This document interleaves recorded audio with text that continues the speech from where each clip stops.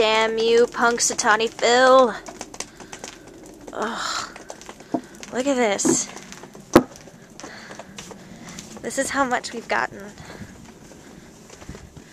And it's not supposed to stop until about 4 hours from now. And so we're probably going to get up to like that high, at least 7 inches they're saying now, in Dallas, Texas, which is crazy. I will never again question you, Punxsutawney Phil. You said there would be 6 weeks more winter, and oh my god, you meant winter. I get it. Good gracious.